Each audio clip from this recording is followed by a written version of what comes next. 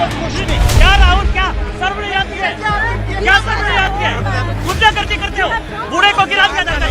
Leader of opposition of the Lok Sabha, Shri Rahul Gandhi ji, came in very close proximity of me, and I really feel uncomfortable. इस तरह की फालतू के FIR लगा रहे हैं क्योंकि सिंपली अडानी पे चर्चा नहीं चाहते। हम वहीं खड़े थे। हम राहुल गांधी जी को अगर 2-4 हाथ दे दिए होते तो आप सोचो हमारी बेइज्जती नहीं होती, हमारी पार्टी की बेइज्जती नहीं होती, हमको हमारे FIR नहीं होता। राहुल जी के साथ कितने FIR थे भैया? 26 ऑलरेडी है। एक और हो गया। हम डरना वाला नहीं है, राहुल जी डरना वाला नहीं है। एक तो प्रताप सारंगी जी को धक्का दिया, गुंडागर्दी की, और दूसरा जब देख लिए कि उन पर FIR होगा वो झूठ बोले। Rahul ji has come, in a heroic way, raising some red book over there, and he was, he thinks he's a hero of this nation, but he's not a hero of the nation. He's a zero of the nation, I can tell.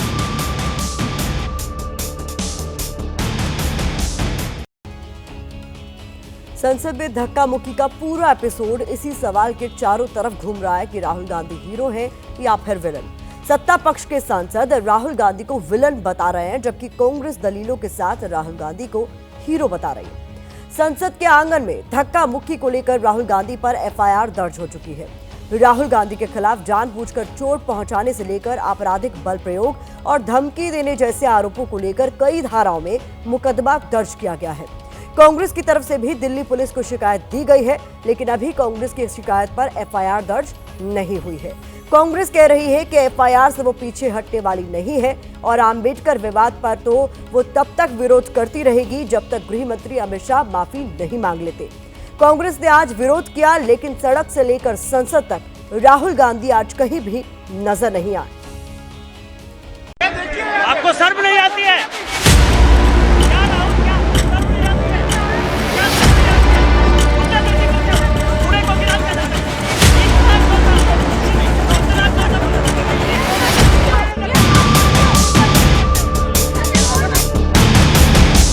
मैं प्रत्यक्षदर्शी हूं वहां पे।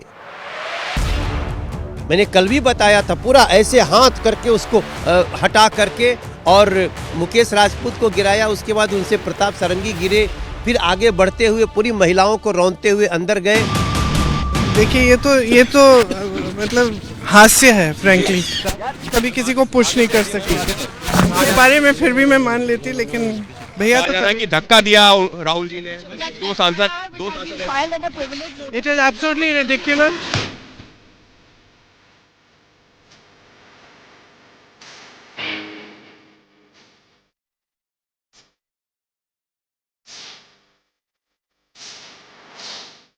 एक पक्ष कहता है कि हाँ, मैंने अपनी आंखों से देखा कि राहुल गांधी ने जानबूझकर सांसदों को धक्का मारा, जबकि बहन पूरे भरोसे से कहती है कि मेरा भाई ऐसा कर ही नहीं सकता।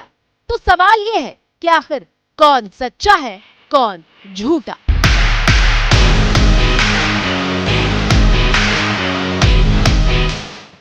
गुरुवार को सदन के भीतर सांसदों के बीच हुई धक्का मुक्की की तस्वीरें देखकर देश हैरान रह गया।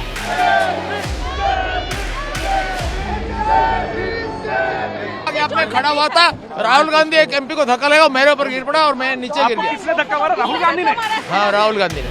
69 साल के बीजेपी सांसद प्रताप सारंगी और मुकेश राजपूत को चोट लगी है और बीजेपी ने इसका ठीकरा राहुल गांधी के सिर पर फोड़ा है।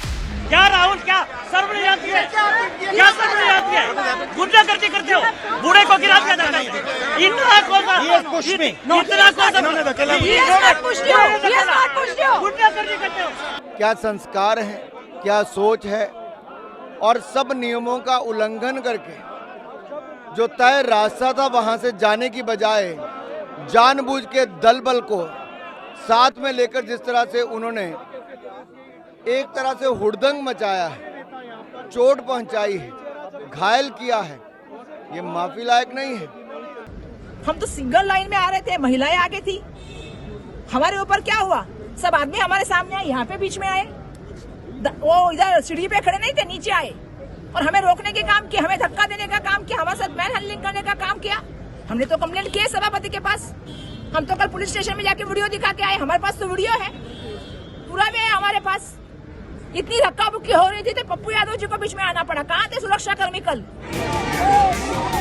ये वीडियो कांग्रेस ने जारी किया था। दलील ये है कि वो हर रोज की तरह प्रदर्शन कर रहे थे, लेकिन बीजेपी के सांसद साजिश के तहत संसद के प्रवेश द्वार पर रास्ता रोककर खड़े हो गए थे और इसी वजह से धक्का मुक्की के हालात पैदा हुए।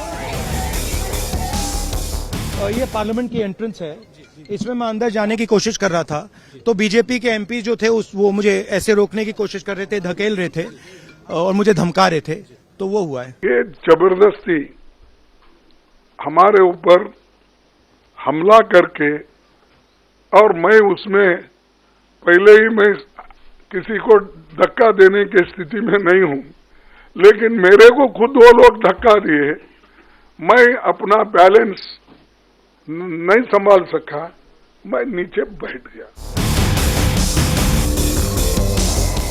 इधर बीजेपी के घायल सांसद अस्पताल पहुंचे, जहां उन्हें आईसीयू में भर्ती किया गया, और उधर बांसुरी स्वराज समेत बीजेपी सांसदों ने थाने पहुंचकर राहुल के खिलाफ शिकायत दर्ज करवाई। बीजेपी सांसद प्रताप सारंगी और मुकेश राजपूत दिल्ली के राम मनोहर लोहिया अस्पताल में भर्ती हैं।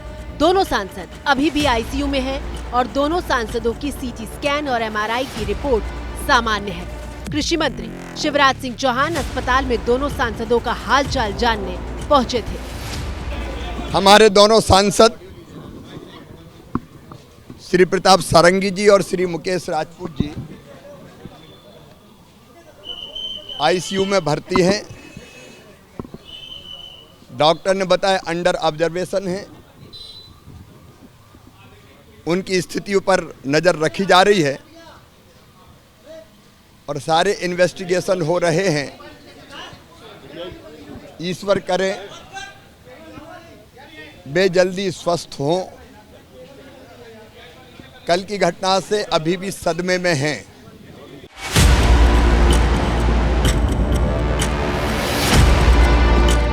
एनडीए के सांसद अलग कहानी सुना रहे हैं और विपक्ष के सांसद धक्का मार एपिसोड का अलग पहलू दिखा रहे हैं।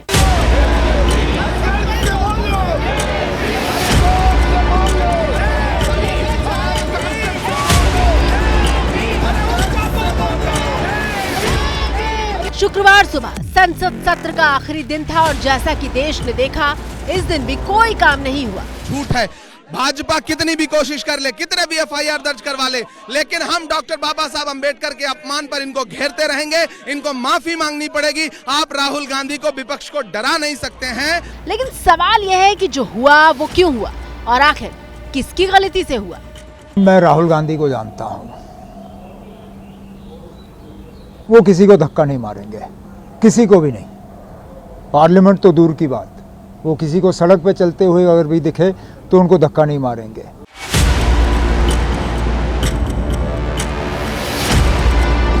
राहुल को जानने वाले डंके की चोट पर दावा कर रहे हैं कि वो किसी को धक्का नहीं मार सकते। राहुल का कॉन्फिडेंस भी हाई है। गुरुवार को कांग्रेस अध्यक्ष मल्लिकार्जुन खड़गे के साथ राहुल जब प्रेस कॉन्फ्रेंस करने आए थे तो उन्होंने कहा था कि सीसीटीवी की तस्वीरें सामने लाई जाएं, वो तो सच ही कहेंगे। सीसीटीवी आप लोग देख लो, मांग लो।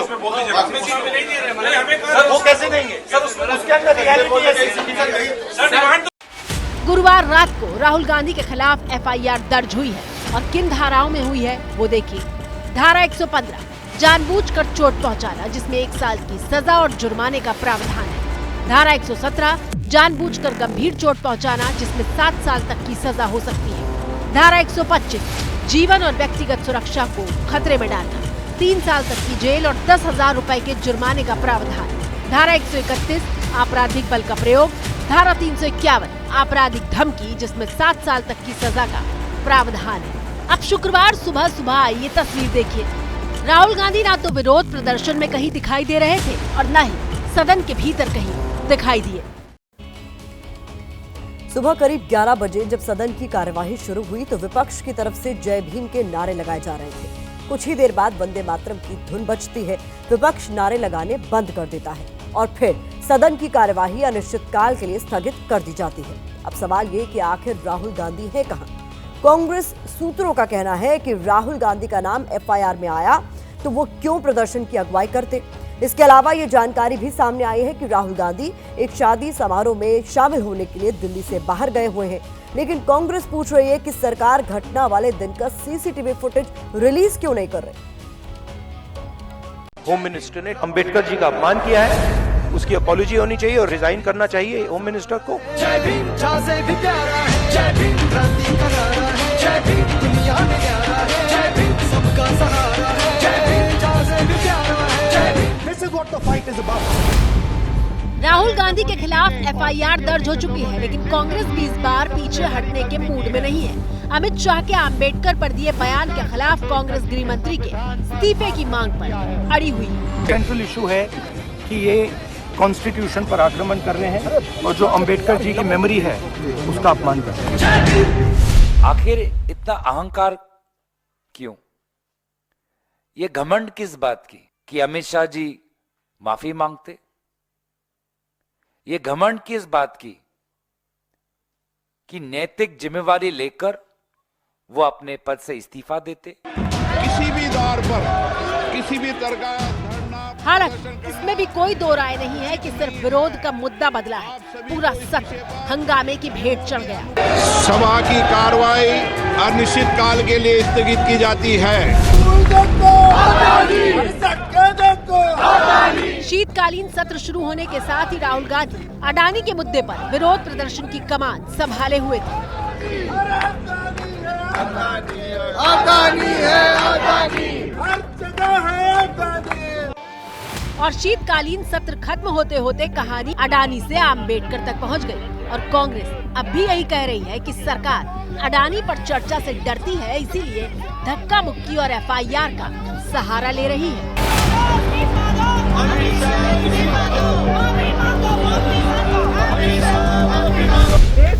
देश देख रहा है कितने डेस्परेट हो गए हैं ये लोग कि इस तरह की फालतू के एफआईआर लगा रहे हैं, क्योंकि सिंपली अडानी पे चर्चा नहीं चाहते।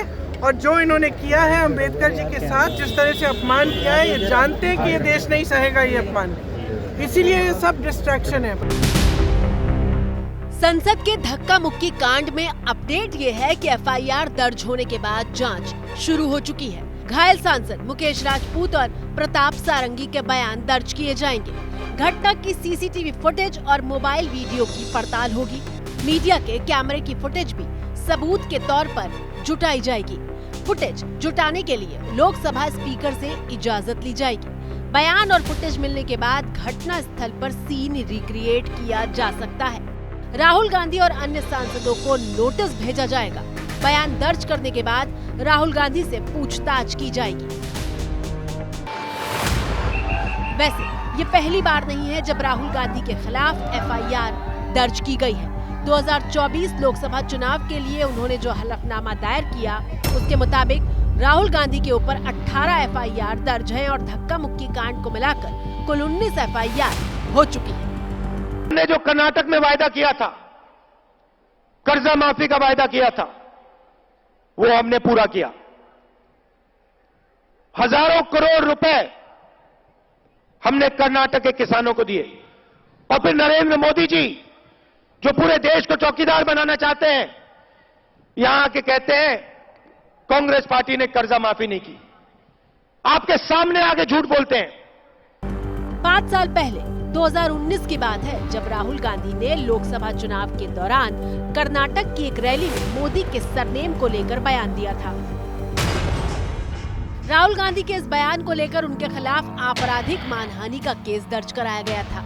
23 मार्च 2023 को मानहानि मामले में सूरत की निचली अदालत ने राहुल को दोषी करार देते हुए 2 साल की सजा सुनाई थी और दोषी ठहराए जाने के अगले ही दिन राहुल गांधी की संसद सदस्यता रद्द कर दी गई थी। तो अगर ये सोचें कि मुझे डिस्क्वालीफाई करके, धमका के, जेल में डाल के मुझे बंद कर सकते, नहीं, मेरी वो हिस्ट्री नहीं है। मैं हिंदुस्तान के लोकतंत्र के लिए लड़ रहा हूं और मैं हिंदुस्तान के लोकतंत्र के लिए लड़ता रहूंगा। किसी चीज से नहीं डरता हूं, यह सच्चाई है। सजा मिलने के बाद राहुल गांधी ने सेशन कोर्ट से लेकर हाई कोर्ट तक का दरवाजा खटखटाया था। हाई कोर्ट ने भी निचली अदालत के फैसले को सही माना था। आखिर में 4 अगस्त 2023 को राहुल गांधी सुप्रीम कोर्ट पहुंचे थे और सुप्रीम कोर्ट ने उन्हें राहत देते हुए सजा और दोष सिद्धि पर रोक लगा दी थी। राहुल गांधी के खिलाफ मुकदमों का सिलसिला 2014 से शुरू हुआ था। साल 2024 खत्म होते होते मुकदमों की लिस्ट में एक और मुकदमा दर्ज हो गया है। हालांकि बात इस बार सिर्फ मुकदमे तक की नहीं है। संसद के गेट पर बीजेपी की महिला सांसद ने जो आरोप लगाए हैं वो विवाद भी बढ़ता जा रहा है। इस मामले में महिला आयोग की भी एंट्री हो गई है, जिसने कार्रवाई करने को कहा है। हम लोग पीसफुल प्रोटेस्ट कर रहा था तो leader of opposition Shri Rahul Gandhi ji बहुत क्लोज प्रॉक्सिमिटी में आके I also did not feel comfortable, अच्छा नहीं लगा। फिर वो ही स्टार्टेड शाउटिंग ऐसे थ्रेटनिंग पोज में। ऐसे नहीं है कि हम खुद को प्रोटेक्ट नहीं कर सकते, लेकिन वो नियम नहीं है, एक तरीका नहीं है एक संसद का। तो इस आज जो हुआ है बहुत दिल दुख हुआ है, अच्छा नहीं लगा। You can check the CCTV footage. If there is any such footage where Rahul Gandhi is trying to kind of assault anybody, you can very clearly take the actions against them. और अब BJP महिला सांसद कोन्यांग के अपमान को मुद्दा बनाकर भी राहुल गांधी को घेर रही है। आदिवासी बेटी का